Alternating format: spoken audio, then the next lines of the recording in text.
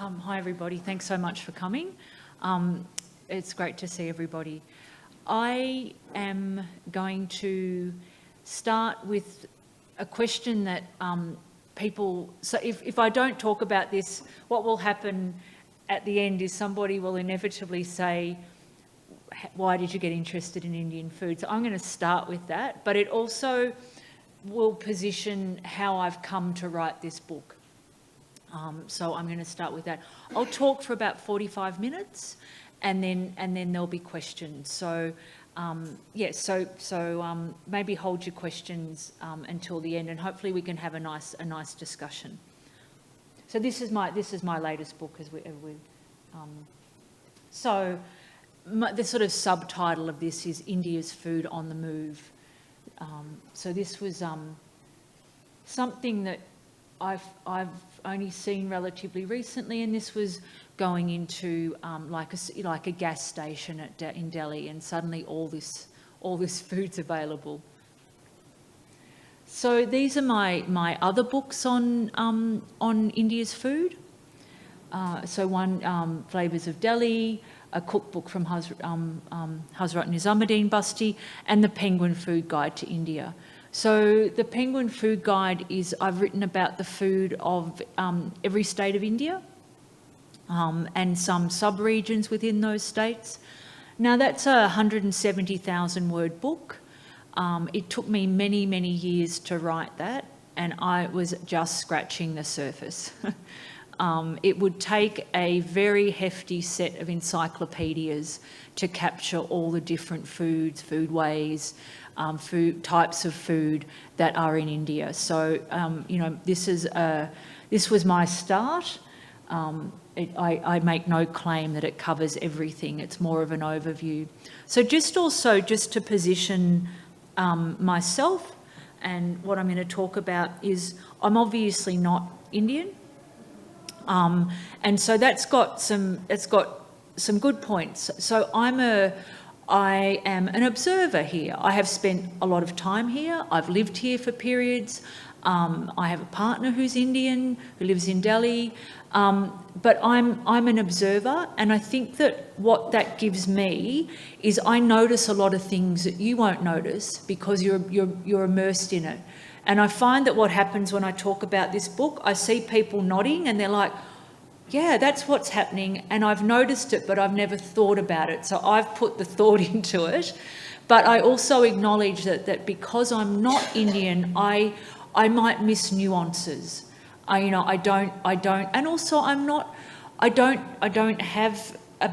haven't grown up here. I haven't got a really deep background. So bear with me on things that maybe I don't get quite right. But I do think I also, because I'm an outsider, I do have some fairly unique perspectives to offer. So these are my books. So how did I get to this? Oh, and there's more food on the move. So railway train food. One of the first things I noticed when I came to India for the first time in 1995 was that the snacks on railway stations, even they would change, like several hundred kilometres down the track. I haven't been travelling on trains as much as I used to because you've now got a really fabulous airline system and you can fly just about anywhere. And it is a lot easier to book an air ticket than a train ticket. Oh, the train ticket thing's a nightmare. But even the railway foods now got very homogenised. But also you can see, Himalayan salt caramel popcorn, on your standard tray on the train. So just to show that my background to coming to the book that I'm going to talk to you about is I have been in homes, in kitchens, domestic kitchens all over India. So I'm just going to give you a little tour just to kind of, show you what I have done. I suppose I'm trying to prove my mettle to you. So one on the left is in Sikkim. This on the right is in Arunachal Pradesh. And those people made me the most fabulous dish. That's raw fish, and they chopped it all up with lots and lots and lots of garlic and ginger and herbs that they'd foraged. And then they made this liquid. They got these green leaves and they pounded them in this great big mortar and pestle, and they made this green liquid, and then they mixed it with that, and it was like a raw soup, and it was absolutely fabulous. The one on the left is in Assam, on Manjali Island, and the people in that picture are a particular fishing tribe. That kitchen and that house was all woven from bamboo. It was absolutely beautiful. And you can see that there's a bigger gap in the bamboo weaving there. And then in the other parts that are not the kitchen, the bamboo's tighter, and that's because there's pigs under there, and the scraps could go down. Now, they made me this, that's all foraged. And so they made this soup that was nice, but it had something so bitter in it. I think it was a young cane stalk. I couldn't eat it, so I found the little holes to push things down in, very convenient. And this is that's in Meghalaya, the other one. This is in Bihar, in Maqsudpur. The one on the left is in Jharkhand. The one on the right is in a place called Shahjul in Madhya Pradesh. This is where I'm sitting at the table. This is in Baramati in Maharashtra. So that's just to show, I have actually spent a lot of time in lots of different places. Like, I have been pretty much everywhere in India, and I have had the privilege of getting into people's homes. And people have been incredibly generous to me in that respect. So why did I what was it that got me interested? So the first time I came to India, I thought Indian food was curry. I'd only eaten Indian food in an Indian restaurant, and it was very oily, absolutely laden with chilli. And it seemed to me from the menu, given that it was the same in every Indian restaurant that you went to, that must be what people ate in India, was that food. Now, that's what I thought. I didn't know any different. So just going back to this, so I come from a very big country. It's double the size of India, but with a much smaller population. We don't really have a lot of diverse food cultures. We have a lot of people from different backgrounds, but our general food culture is not that diverse because our food system is industrialised, and the majority of people in Australia buy their food out of supermarkets. And I can go to Hobart, I can go to Perth, I can go to Sydney, I can go to Brisbane, I can go to Darwin, and actually the food's pretty much the same in the supermarkets with, some variation. So actually, we kind of eat the same food. There's not a lot of different embedded food cultures, because every food that we eat in Australia, with a couple of exceptions, comes from somewhere else. We do not eat any foods that are embedded in our soil. One thing that we do eat is macadamia nuts, and I'm going to talk about those. But they're not really an everyday food. And we eat seafood from around the coast, so that's native to the coast. So we don't have these different food cultures, and also because of the history of Australia, nothing's tied to the climate, nothing's tied to the soil, to the geography. It's not embedded. Now, don't get me wrong, we have great food. We have lovely produce. You can eat food, you go to an Australian city, you can eat food from anywhere around the world, and even our Indian restaurants are getting much better representations of Indian food in them. So I came from that. I come from a background where I had professional cookery training, I had my own catering business, and I was an aspiring food historian. So I come to India, and I have this stereotype of what I think Indian food is, and I come and it's like, I didn't expect this. I didn't expect this to be so diverse, so different. I didn't really know very much about India, and so that really grabbed my attention. And so as I travelled around and I saw all these different things, I was really I wasn't eating a lot of it because I'd actually got very sick the first time I came, and I couldn't actually stomach much beyond very plain food, but I was taking a lot of notice of it. And towards the end of this first trip, I had some food experiences, which you can read about in my book, and they really shifted my perspective on what India's food was. And then the other thing I noticed was I was an aspiring food historian, and I wanted to write food history, but I didn't know about what food history, because I didn't think Australia had a food history that was worth particularly knowing about. And that's how we were kind of brought up around. It wasn't even really mentioned. It was lots of wheat and lots of meat and bread and cabbage, and you didn't really need to know anything else, because in the 1950s Italians and Greeks came along and they taught us how to eat properly, right? That was the narrative. So I didn't think there was anything to see there.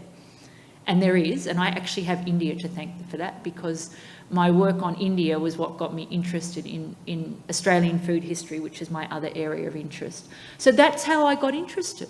And so then I also realised that India's food encompassed millennia of India's history. So that's how I got interested in it. And so when I was doing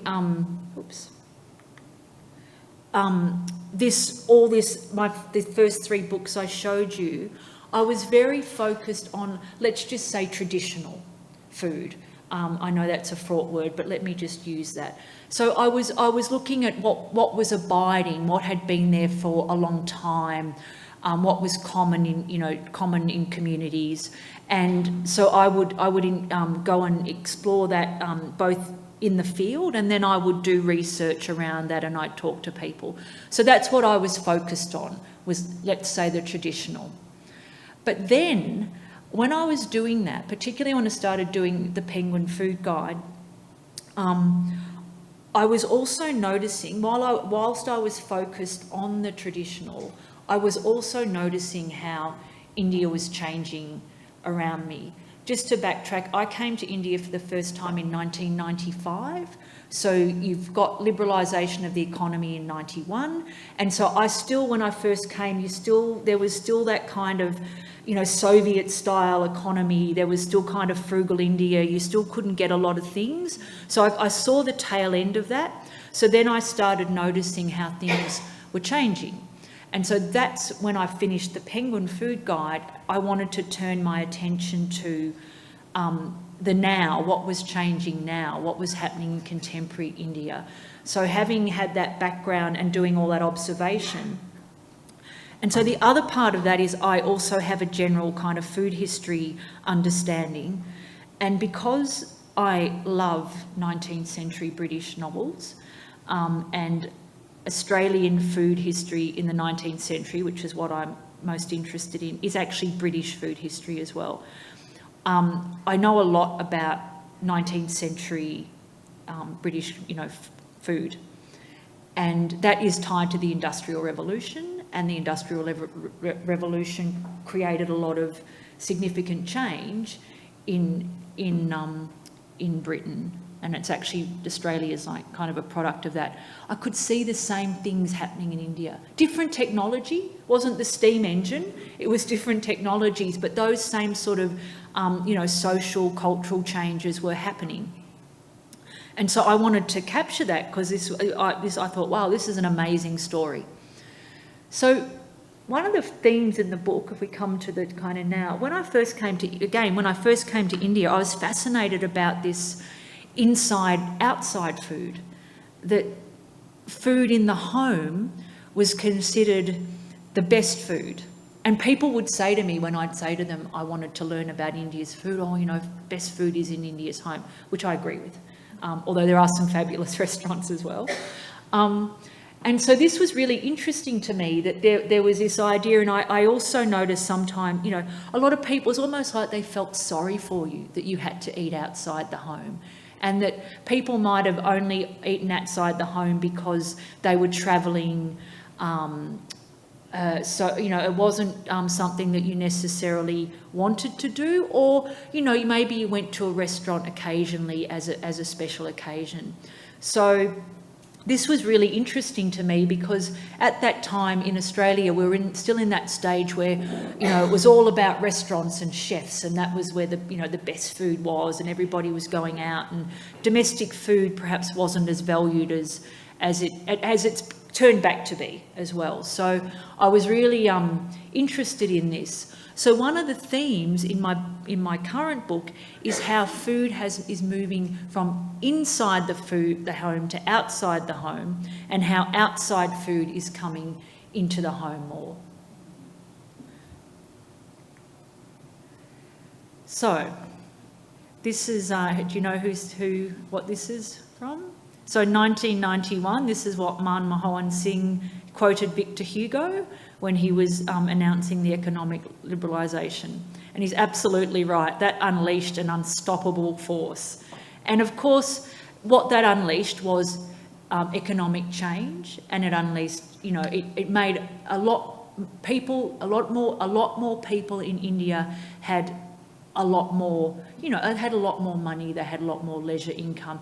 I should just stop there and say, when I'm talking, I am talking about urban India, largely, although the trends I'm talking about are not exclusive to urban India. You'll see them in small towns and things now, and that's largely to do with technology, but we'll come to that. And I'm also talking about people that have the resources to make choices about what they eat, to try new things, to go out more. I just want to be clear that although I'm saying Indians, I'm making it sound like it's everybody, that's actually who I've kind of focused on in the book. So there was a general increase in prosperity for a significant number of people in India. You had a developing middle class. So so you've got this unstoppable force. So when I lived in Delhi in the year 2000, I wanted to buy some dahi or yogurt, and I was just used to buying it in containers at home. And so, sorry, I just lost my train of thought. So I'm living in Delhi, I've moved into an apartment in Delhi, and I said to my friend Kini, I said, I can't buy dahi, I can't buy yogurt. Why not? Everybody eats it. She said, people make it at home. And okay. And I did discover that you could buy it. You could buy it at the halwa, at the confectioner. And so she told me how to do it, and I popped down there and I got my little plastic bag of yogurt and I started making it. And I'd go across the road, across the road from the apartment, there was a Mother Dairy booth. I'd take my little pail, I bought one of those little pails, and I'd take it across and I'd fill it with milk. So, and essentially there was no packaging. So, move forward, what's the biggest, fastest growing category of dairy product in India is packaged yogurt. So that's great, but what's it now got around it that it didn't have? Packaging, like it's in a plastic container. So it's great that you've got these new foods and that they're, it's easy, you just pull it off the shelf and you've got this convenience of it, right? But that is going to have some repercussions. And so what's happening, what I see is you're now getting supermarkets. Big kind of, when I walked, this is a supermarket in Bangalore. When I walked in there some years ago now for the first time, I felt like I could have been anywhere. I could have been in Sydney. So you're getting these kind of supermarkets. Now, everything in there pretty much is in a package. Look at this, look at all these vegetables wrapped in plastic in polystyrene foam. Whereas, even now, when I was living in this apartment in Delhi, the Sabzi Wala had come to the front door. I mean, that you can't get more convenient than that, right? And there was no plastic. You took your little bag down or whatever, and you got your vegetables for the day. And then the fruit guy would, the full walla would come along. And I had my little Mother Dairy booth across the road, and there was a little Kirana store.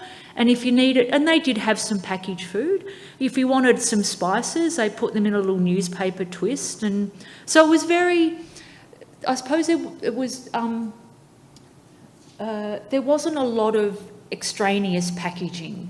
But now look at it, look at all the packaged food. And this is a product of prosperity, because what you've got is when you get economic change, people have more money.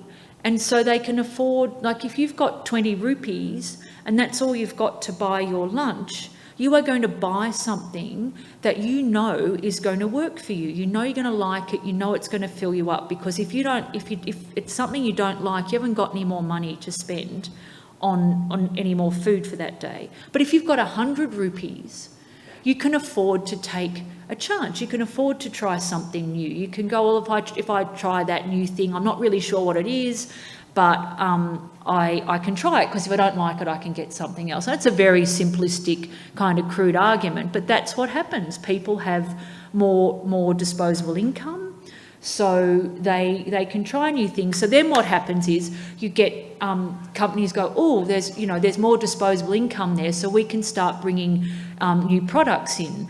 And then you get people wanting, so then they start marketing it, advertising it, so you get more people are interested in trying new things. And then the technology comes into that, because you're seeing, you've got TV shows, you've got social media, and they're showing you all these new foods, and then there they are for you to buy them.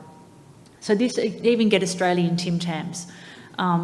So all this is happening, all this abundance of new food, or food that's familiar, but it's being repackaged in different ways to make it more convenient. Well, seemingly more convenient. As I said, I can't imagine anything more convenient than getting someone coming to your doorstep with fresh vegetables every day. And then, of course, you're getting all of this. One thing I will say for this supermarket, I was very impressed. I went back there a couple of nights ago, and they have these big tubs that you can buy food in bulk, and there's no plastic bags in this supermarket, which I thought was very impressive. It's all paper bags, which is great, because we say no plastic in Australia, but you can still get plastic bags. So I was very impressed by that aspect of it. So food delivery is another one that's, there's a lot of extraneous packaging with that. And this was really fascinating, actually, the reason I took this. This was in a place, I won't tell you the name, where there was a place that does dyeing and textiles, and they're absolutely pedantic about no plastic at all. If you had to we had to do the dyeing on bamboo poles, there's no plastic. And then lunch comes, and it's delivered, and this is what was left over from lunch. So what people are saying sometimes and what we're doing, I just found that quite fascinating, that there was just absolute pedantic, and then all this was left over, it was all just chucked in the bin. So, perhaps not that long ago, they would have had someone who was cooking. It was very simple food. It was just literally dal roti, but look at what it's coming in. Again, more packaging. This was quite shocking. I mean, there were things like the eggplants are wrapped in plastic. Why? You don't need that to be wrapped in plastic. And then you've got, where does that all go? That gets going into the waste. So this is the convenience food story is that convenience gives people, again, a lot of convenience. And you know what? Who does most of the cooking still in India? Who's always done the labour of keeping India's traditional foods alive? And who still does most of the cooking labour? It's women. So these kind of foods, I interviewed a lot of women and spoke to a lot of women for my book, and a lot of them would say to me, even though I work full time, I'm the one that's still expected to, get the meal on the table. Now, there's many ways you can do that. It doesn't mean that you have to cook, but still it becomes this responsibility of women. So, women are working more, they're going out more, they're doing other things with their lives. So convenience foods, like packaged, pre-made things, convenience foods, can be really fantastic for women because it frees people up from that labour, right? Makes it easier, and that's the beauty of having foods that are more convenient. But when something new comes in and it changes, but then it changes other things. So, you've got this potential huge addition of food packaging waste that is going to be going into these already burgeoning food tips. Now, that doesn't mean that won't get better, that that packaging may not, that packaging gets improved. Maybe we do actually have ways of genuinely biodegrading stuff, because even if the packaging's biodegradable and you throw it in the rubbish in landfill, it doesn't biodegrade. It has to go it has to be more like composted. So I could be wrong about the impact of these things, but they're there at the moment, and that's what I'm seeing. And of course, I live in a country where we do all this as well. Like we have all this. I'm not saying that people shouldn't, but it's also, we've got 24 million people, and we can hide this. India's got, the population numbers are what makes this quite frightening. But it may not go the way that I think it might go. Now, what else did the unstoppable force bring? Well, it brought lots of cakes. There's been a cake explosion in India. So, I stay in Delhi, and I live near a market called Khan Market, which is an upmarket shopping area. I can't tell you how many cake shops. It's like cake central. Prosperity's bought cakes, and great cakes, really fabulous cakes, delicious, and cake shops that have far more varieties of cakes in them than we have in Australia. I counted in one of the stores in Khan Market, it had 120 different types of things in it. Mainly cakes, but there were biscuits and things. I can't even think of a store in Australia that has that many different things in it. So this is a product of people having more disposable income, but it's also a product of Australian MasterChef TV programs. When I was talking to people for my book, chefs, restaurateurs, food writers, and I would say to them, what do you think are the things that have had the most influence on food changing in India recently? And so many of them said Australian MasterChef. Now, maybe they were saying that because I'm an Australian, but I also know it was the most popular TV show when it was on. So, and I do think it's had a big influence. But it's not just MasterChef. There's British Bake Off. There's all sorts of food programs.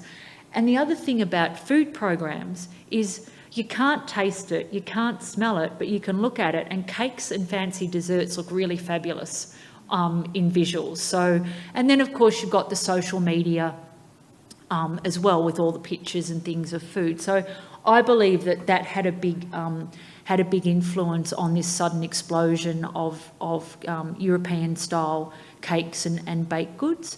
And I think there were people out there that could see that coming, and they went off and they trained in places like Australia, or they went to, like the Cordon Bleu schools in Paris or London. And so they kind of met that demand.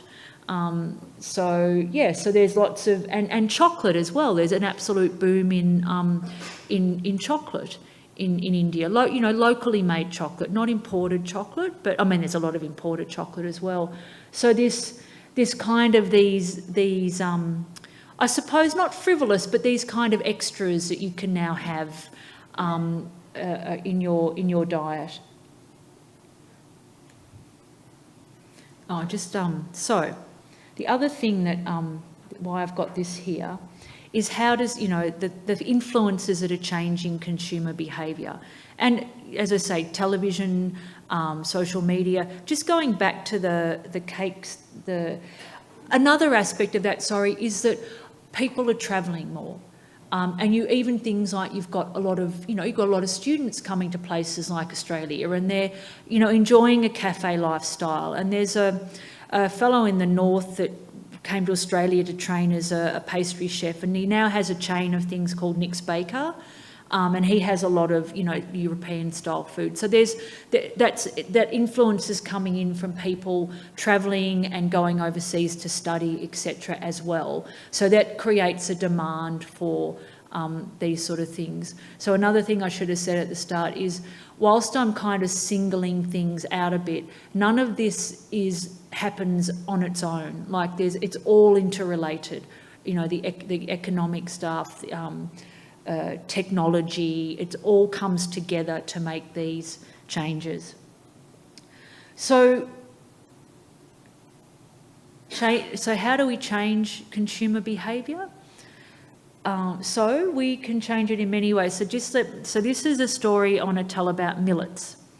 So many years ago, I had an experience where I was, just truncate the story, I was with some friends in Madhya Pradesh, and I'd gone to visit them, and they always asked me to cook some, for them because they like my Western style cookery. So I happened to be in Carmarket and I saw a packet of quinoa, which is at the height of the quinoa craze. It was 800 rupees for like this much. So I thought, they've never had this, I'll take it, I'll make this interesting salad with it. So I go down there and I'm making it, and Archana comes into the kitchen and she said, "What's that?"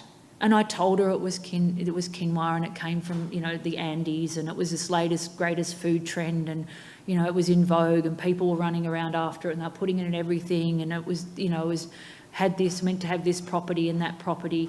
And she poked it with, I cooked it and I was just draining it, and she poked it with a spoon and she said, "Oh, we've got this in our village, it's poor people." No, she said, "Only poor people eat it."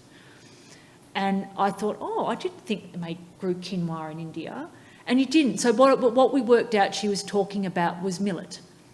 So we've got this food that only poor people eat, apparently. And then suddenly, not that long ago, suddenly millet's a superfood. Now, what's happened? How has millet changed? No, it's the words that we put around food. But those words are also hooked to a global trend in wellness that's has come out of the US, and it's very individualistic. If you're not really well, it's your fault. You're not resilient enough. You're not eating enough superfood. So this is a global thing that's come in. And I see a lot with foods being called superfood. I've got a particular beef about superfood. I will tell you how I think it can work positively as well, but I just see it as malarkey. There is no such thing as a superfood. There is no definition of it. All natural, unprocessed foods are good for you in different ways. And that's why you need to eat a variety of food in your diet, because this one has more iron, that one has more calcium. And what superfoods can do is distort food systems. It can distort the way people eat, because they run after it and they think, if I eat lots of this, I'm going to be well. So I'm not saying millets are not a great food. I think millets are a fantastic food, and I was really aware of them before they became a superfood, because, again, we don't really have them in Australia. So when I was going around, and I saw them mainly in regional parts of India, although Karnataka was an exception because it's got a very strong millet culture. But other places, like you wouldn't see it in urban areas because it's all rice and wheat, right? Which is a product of the Green Revolution. And now we're kind of poo-pooing the Green Revolution. But at the time, everybody thought the Green Revolution was fantastic. So what I'm saying is beware. Beware of this kind of, words around food, because it does this sort of thing. With this packet, right, I saw this in the supermarket when I went over there. What is that? What are they making a feature of on this packet? Millets. It's there twice, contains jowar with millets. Now, if I was going to buy what they want you to think is that these are, because there's a lot of, it's a year of the millets. Millets have been heavily promoted. They're a superfood. So they want you to think that these biscuits are good for you because they've got lots of millet. They've got millet in them. Do you know how much millet's in these biscuits? 5%. The biggest ingredient is white flour. Then it's palm kernel oil. Then it's invert sugar syrup. Then it's wheat bran. And I think there's something else, and then there's millets. So that kind of putting that language around it distorts things so that people go along and they think they're eating something healthy, and it's actually a highly processed food. It's okay if you like them, that's fine, eat them, but I find it misleading, and that's my concern about it, and it distorts things. Now, on the positive side of calling millet a superfood is that millet did have that, in many parts of India, it did have that negative connotation of something poor people ate, or it was fed to animals, etc. So maybe calling it a superfood is what helps it come back into popular use. So I'm not saying that it can't go both ways, but to my mind, I just find it unbelievable actually that we're doing that, because it's not. I don't think it's a useful thing to do, but maybe it has been in the case of millets. And then the other thing is the prices go up, and then it becomes a status food. So you can't take class and status out of food. And I've written a lot about that in the book, so I won't go into that. And here we have macadamia nuts, which are native to Australia. They're one of the few native foods that we actually do eat to some extent in Australia. And they're great. They're a great food, and we are starting to export a lot of macadamia nuts to India, so you'll be seeing these more. And they're a delicious nut, and they work. India's got people like nuts. They like gifting fruit and nuts here. So it's a good fit for it. But again, why are they a superfood? I don't know. Why are they a superfood? They're all nuts have these things. Macadamias do have a high level of fat in them, oil, perhaps more than some. And I don't want to dissuade you from macadamia nuts, but if you look, and going back to the millets, I actually went to the Millet Institute in Hyderabad, the research institute, and there's scientists there. And I talked to them, and I asked them about this thing about you have millets, you're not going to have a heart attack, it's going to stop you getting cancer, help you lose weight. And they said there's no evidence for these things. There's some emerging evidence, but there's no evidence for some of the claims that are made around these things. So actually, without, again, dissuading you from the products of my own country, and I'm very, very keen on the India-Australia relationship to grow, the most nutritious nut is a peanut. If you look at the breakdown, peanuts are really nutritious. But you have them, they're everywhere here. So, a superfood sometimes has to be exotic or come from somewhere because millets were shoved away, in some ways they're exotic in an urban environment. So the superfood thing might work to get people back into millets, and it might work to get this, this kind of new food, accepted and absorbed into Indian food culture. These are expensive as well, so a lot of food trends come in at kind of the, the kind of top level, and then they'll potentially trickle down. That may or may not, it may stay at a kind of a luxury food item. And so then the other things that I see happening are India's wine industry. I've watched that grow since I've been coming, and also cheeses. You've now got a fabulous cheese industry happening. I mean, India's always had some cheeses, but suddenly you've got really lovely cheeses happening because people are exposed to things like cheese. You've got more, you've got more prosperity to try these new foods. So you've got a booming industry around local artisan cheeses, and there's some great cheese. You're making some really good cheese. I was quite fascinated a while ago, and it's stopped now. People were paying really extraordinary amounts of money for people to put cheese platters together for them. But I think people have got the idea now that it's actually not very hard to put a bit of cheese and some, fruit and nuts. But initially I was like, God, people are paying that much for somebody to put that on a plate. That seems to have died off. So obviously everybody's learnt now how you can very easily put a cheese plate together. One of the easiest things to put together if you're having people over in a hurry is a really nice cheese plate with a glass of wine, or maybe more than one glass. So the last thing I want to finish on is about trade and trends. So here we have Ricky Ponting. It doesn't happen so much. When I first started coming to India, and it happens a bit now, and travelling around, people would say, "Madam, where are you from?" And I'd say, "I'm from Australia." "Oh, madam, world's best cricket team."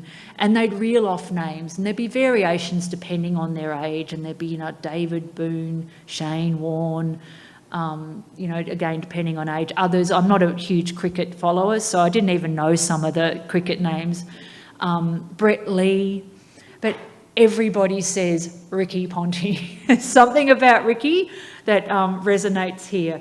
So now we've got Ricky Ponting with special, it's Australian wine, but here we have him. I haven't seen this wine at home, by the way. I think it's specially for India. So I was quite fascinated because this is in the duty-free in Delhi, and I wanted to buy some Indian wine to take home, and it's none there, but here we have Ricky. So we are very interested in one of the products we want to sell into India is Australian wine. We have a huge wine industry, and I think we make a lot more than we can reasonably drink. So we're very keen to sell Australian wine, and you're getting better Australian wine now because we've got a trade agreement where we've lowered the tariffs, because what was happening was you were landing Australian wine here at a reasonable price, and then all the taxes and tariffs made it very, very expensive. So you had to bring in pretty inexpensive Australian wine to even have it in the kind of running. But now you're getting better wine because those taxes have come down. So I'm seeing more Australian and more different Australian wines on menus. So hopefully that will become a popular thing to do, is drink more choose more Australian wines. We are now sending things more salmon to you, lobsters, apparently we're sending to you. And the reason we're keen on that is because where did our lobsters all go before COVID? China. Exactly. And as you may or not be aware, our relationship with China isn't quite as chummy as it was. And also they stopped, they wouldn't allow us to sell wine. So our government looked to strengthen the relationship with India, and which I'm very happy about, as I keep saying. And so now we've got things like we're sending our lobsters to you, which you're only going to see really those foods in probably high-end restaurants. But salmon, you might see our salmon become a more common thing. We farm a lot of salmon, so we're looking for new markets for that. We're sending a lot of fruit in. So these things you might start noticing more, and they might become, like we're sending you pears, we're sending you oranges. I mean, I think we've been sending fruit for quite a long time, more nuts.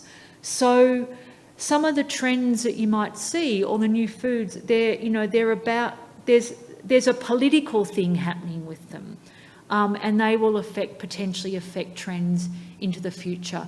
So that's the end of what I wanted to say. There's a lot more in the book. As I said, a lot of conversations I had with people. I've written about the supermarket in Bangalore. So there's lots in the book.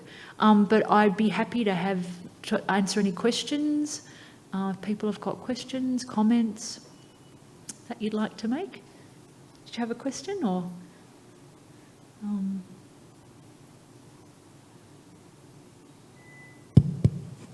The other reason I'm very excited about India and Australia having a better relationship is because Air India now does a direct flight from Sydney, which is fabulous.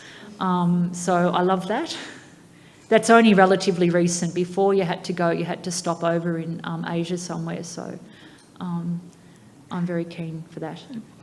More a comment. Thank you very much for a very enlightening conversation. And, exactly like you said, because of MasterChef Australia, now words like barramundi and Moreton Bay bugs and Murray cod are part of our vocabulary, even if we're not experiencing them as yet. As yet, And, they're coming. I hope, yeah. And things like moringa and sorrel that have been part of our food culture for a long time are now getting introduced there. And I think, like you said, there's a lot of disinformation and misinformation, especially with something exotic or different. So as the communication gets bridged and as people get more informed, then they'll be able to make those choices more consciously and be able to pick based on quality and value and not how it's marketed to them. Yes. But and I think one of the big things that MasterChef Australia has done is help us learn about plating and texture and umami, and that kind of lexicon has come in. And because it's such a well-crafted show, you learn without even realizing you're learning. Yeah, and that's what people were saying to me, that it really kind of lifted the way people were presenting food. But I've got another theory about MasterChef, and I'll just tell you. One of the things about Australia is we do have a very multicultural population, and one of the things that they deliberately did on MasterChef was they chose people from lots of different backgrounds. Lots of different, ethnic, cultural backgrounds, and they got those people on, and they encouraged them to, work from their traditional food backgrounds and showcase that, including some, Indian contestants. And I think this is what I think happened. This is my theory, that people were watching the show in India, and they're sitting there and they're going, "Hang on, we've got all of that. I do all this amazing stuff in my kitchen. There's all this great food culture." And I think seeing that kind of, that writ large on a show like that made people turn to their own kind of food and cooking and really reconsider that. I think particularly women thinking, hang on, I'm a really good cook. I could do this. I'm good at this. So I think it had that impact as well. Yeah, it did. Yeah, I'm remembering Kishwar, the Bengali, Bangladeshi. Yeah, she did a lot for popularizing her native cuisine. And towards the end, the last few rounds, even when she knew she wasn't going to make it right to the end, she just said, "I want people to know what an average Bangladeshi eats, not necessarily the restaurant food, but what we eat at home." And she made that dish, that really simple everyday dish, which I forget the name, and that went viral. And it was just everyday, it was everyday food for her, for her community, for her family. So I think seeing things like that have had, that's part of the influence they've had. What was the dish? Oh, I can't remember. It was like just a very simple. It was rice with water, as in it was, the water doesn't fully, like ganji with fish and chilies. Yeah. That's it. Yeah, it was a very, very simple dish. And it just went crazy because it's unusual for everybody else that doesn't have it. But it was very much an everyday dish, and that I think it was that people bringing out their everyday food on that show that made people in India also go, I cook like that every day too. Like that particular dish has variations, right from Assam. The congee is actually a variation of the same thing. Assam has it, Bengal has it, Kerala has it, Gujarat has it. So it's got 100 variations. I'm sure its appearance on MasterChef sent people looking and learning about it and discovering that it actually had all those variations, which again are reflective of the diversity of India's, geography, climate, etc. Somebody want to? Yeah, hi. I'm Rinka. Hi, Rinka. And I've been in the food industry now for more than 30 years. I run an R&D company in food. So I've been seeing a lot of what you're saying today in terms of the trends. Interestingly, one of my clients actually said this to me today, saying, "And, you know, in all the case studies I saw, about 90% or maybe 80% of your case studies are around health." Yes. Yeah, a lot of the stuff that we see younger companies doing, especially is in terms of trying to get healthier food options for consumers. So I just wanted to check with you, are you seeing Indian consumers moving towards making more healthier choices in their daily food habits, and you know, and also eventually, therefore, in the packaged as well? But I just wanted to get your sense of what you think are we sort of you know, trending towards when it comes to health and food. So I think what's happening is trending towards being told what's healthy, whereas I think actually most people, if they're cooking food at home from scratch, that's good. That's what you need. I mean, people will say to me, you know, I'm no, you know, you do what you like, right? But what's the best way to eat? It's like, make most of the food that you eat from scratch. You know, try and eat a bit seasonally, and eat what you like, eat what works for you, like what you take, you know. So it's almost like that was already happening in India, and now it's like this American thing. Sorry? You're just going to flip the whole thing. Yeah, and because it's this American thing coming in where they, you know, it's got to be labelled, you're being told what's healthy, whereas actually you already know, you're already doing it, but you're bringing in this stuff. If something has healthy on the label, you want to be suspect of that, right? Because why is it in a package with healthy on it? So I think there's a lot of being told, and people are not making up their own minds and using their own instincts. Now, probably, you know, some people may not have had an experience of cooking for themselves, and so they're perhaps a bit more vulnerable to that. But yeah, I think it's a kind of commercial thing that you're being told. I personally, I wouldn't listen to a lot of it. But if you're running a business, it's definitely a very salient feature in the promotion of food, is this whole idea about that it's healthy. And I think that comes from other things where people are worried about the quality of their food, and they're hearing terrible things about pesticides and this and that in the food. So there's a lot of confusion out there. And so when you're being told something's healthy, it's like, oh, okay, that's a relief. I can have that. But it comes back to this thinking for yourself, learning to decipher some of this, you know, this stuff that's being told to us. And it's okay if you want to buy something, you know, that's marked as a superfood or it's got healthy on the label, then have it, enjoy it. But you know, just be cognizant of what you're doing. And so when I'm talking about this sort of stuff, I would say the same thing to an Australian audience. I'm not just saying it in India because it's a global thing. If I was talking in England or America or Australia, I'd be talking about this same thing because it's happening everywhere. We're all being beguiled by perhaps misinformation around food, or our vulnerabilities now that we're all very, very concerned about our health.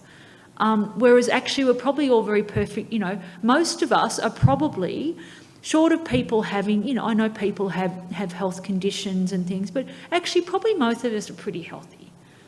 You know, we've got access to lots of food, we can eat well, we're pretty healthy actually. But it's like, you know, sometimes it's like there's this massive world health crisis going on. We have a question. Yes. Hi, Adarsh here. Thank you for the amazing trends that you've shown here in India. What are the Indian food trends you're seeing in Australia? I would like to understand that because sure, I that's just a good said question. that Yeah. a lot of people are there, a lot of communities, Indian community is increasing over there. So I'd just like to understand from your aspect. I can't see, I mean, one of the things that's happened is we're getting much Indian restaurants with much better representations of Indian food. Much more diversity on the menu and much better made, like really good chefs making it. And something that's happened in Sydney recently is we've got a couple of very high-end Indian restaurants that are doing more contemporary Indian food, and so that's getting attention. So I think what's happening at the moment is there's a general more understanding and interest in India's real food, let's say, and that's also happening. We had a couple of TV shows made recently. There's a fellow called Luke Nugent, who's actually Vietnamese, and he's a very popular, he was a popular chef, and now he's a very popular food celebrity, and he recently did a TV show travelling around India, trying all the different foods and cooking them. So that sort of thing will have an influence on changing people's minds and then sending people out to look for those things. And also Gary from MasterChef has also just, I don't know if it's on yet, but he's done a big program about all the festivals around India and again all the different foods. So those things will start influencing people's ideas, and then they'll start wanting things. So I can't think of any particular foods that are trending that are specifically Indian.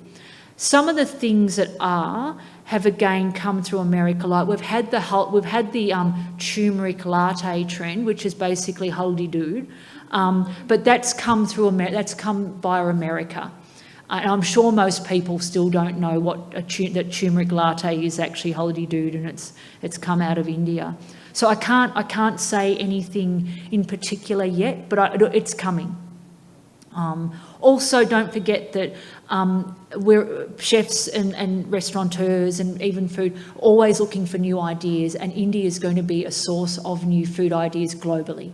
We'll watch that start happening as well. Gary's show is actually on National Geographic, if anyone's interested. I guess my question follows what you had just said. Growing up, I lived in New York, and every Chinese restaurant had the same menu. Yeah. Then as I got older and I got into Indian food, again, every restaurant had the same menu. So I took my first trip to India back in '91, I think it was, and I was just expecting such diversity. Every single place had the same menu, and still does today most of the time, unless you go to a high-end restaurant. It's all the same menu, and yet, like you said, when I went to someone's house, they made this banana leaf curry that was just amazing, but you won't see that on a menu. And I'm wondering why, with such diversity here and every place has the same menu.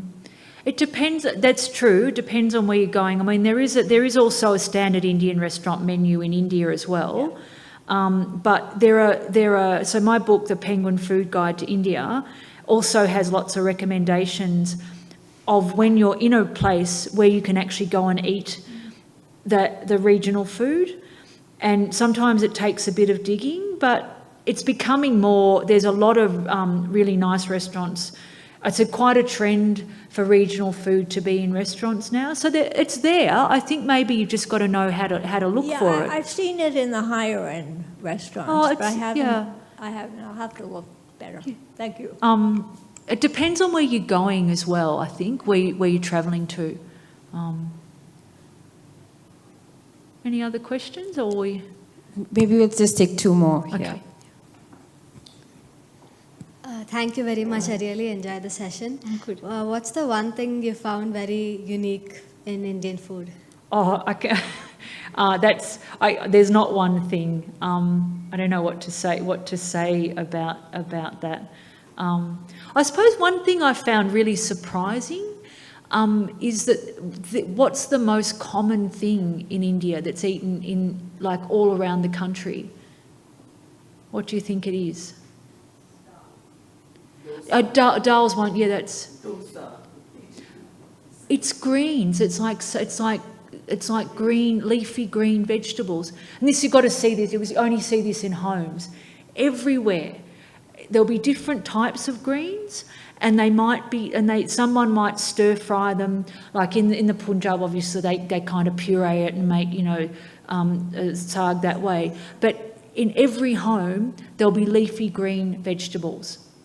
And they might cook them with different spices. So that was something that for me was surprising, that was the kind of common feature around. But yes, you're right, dals are another thing that are, maybe I expected the dal, so the leafy greens were a bit of a surprise to me.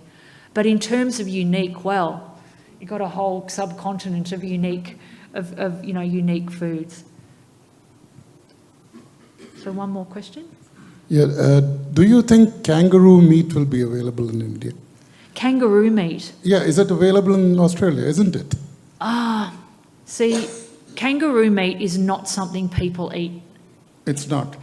Very commonly out. You can buy it. It goes through trends, right?